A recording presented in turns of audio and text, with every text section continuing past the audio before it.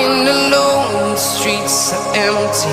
The only thing I can see is my own silhouette.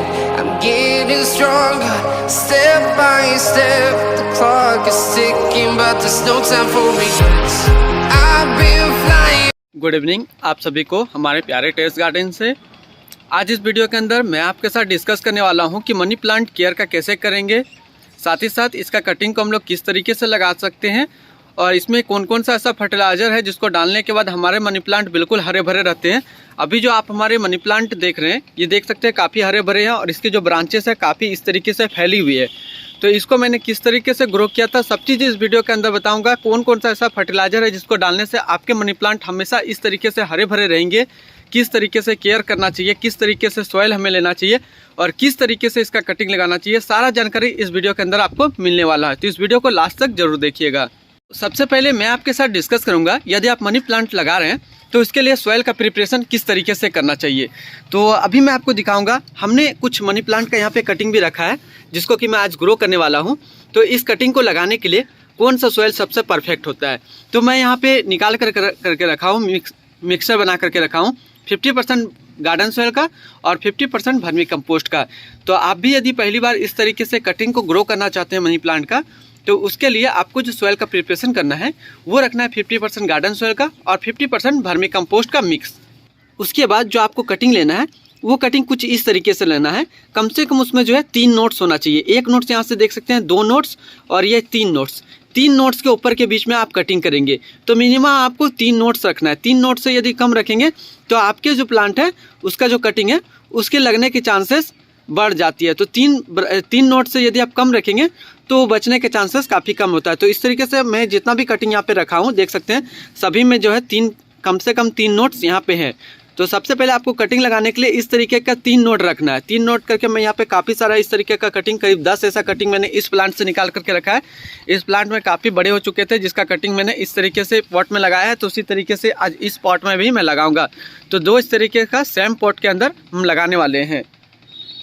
अब हम लोग बात कर लेते हैं मनी प्लांट के लिए सबसे बेस्ट फर्टिलाइज़र कौन सा होता है। तो मनी प्लांट के लिए सबसे बेस्ट फर्टिलाइज़र होता है जिसको आप 3 महीने में आप अपने प्लांट में डाल सकते हैं, वो होता है सबसे मेन इसका होता है इंग्रेडिएंट होता है यूरिया। तो यूरिया को आप अपने प्लांट के अंदर डाल सकते हैं हर 3 महीने पे। तो 3 महीने में जो आप डालेंगे यूरिया डालने का तरीका 2 टाइप का होता है। पहला तरीका ये होता है कि आप उसको सॉइल में डाल दें। दूसरा तरीका ये होता है कि यूरिया का हम लोग वाटर में डिज़ोल्व करके अच्छे से स्प्रे करें। तो 2 मेथड से आप जो है अपने मनी प्लांट को फर्टिलाइज कर सकते हैं। इसके अलावा और भी कोई फर्टिलाइज़र यूज़ करना चाहते हैं आप तो आप इसमें मेनली यूज़ कर सकते हैं 3 महीने 4 महीने पे आप बस 1 मुट्ठी वर्मी कंपोस्ट ही देना है। इसमें अदर किसी प्रकार की फर्टिलाइज़र की ज़रूरत नहीं पड़ता है क्योंकि ये वाटर पे भी अच्छे से ग्रो हो जाता है। यदि आप इसको मनी प्लांट को सॉइल के अलावा वाटर में भी ग्रो करना चाहते हैं तो बिल्कुल वाटर में भी आप इसको ग्रो कर सकते हैं। तो वाटर में ग्रो करने के लिए आपको जो वाटर में जो है बस सिर्फ मिक्स करना है यूरिया के दाने, जो कि आपको करना है जब भी आप पानी चेंज करें महीने 1.5 महीने में, तब यूरिया के 2 से 3 डालें, 2 से 3 दाने डाल दे पानी पे, जिससे कि आपका प्लांट का हर न्यूट्रिशन मिल सके।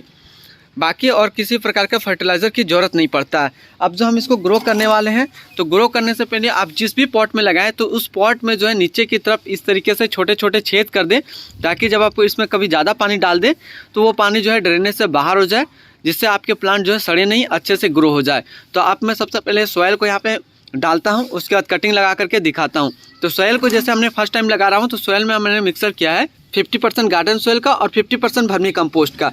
इसके अलावा हम इसमें मिक्स करने वाले हैं, अभी फर्स्ट टाइम हम लगा रहे हैं तो इसमें हम सबसे पहले मिक्स करेंगे सॉइल के अंदर ही, सबसे पहले मिक्स कर देंगे यूरिया के दाने को। तो यूरिया जो है हम 1 चम्मच जो है 1 चम्मच यूरिया जो कि हम अपने इस सॉइल के अंदर मिक्स कर देंगे अच्छे से।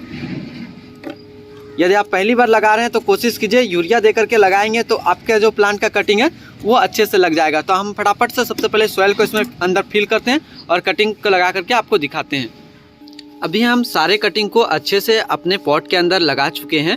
लगाने के बाद आप सबसे पहले जो है इसमें वाटरिंग करेंगे।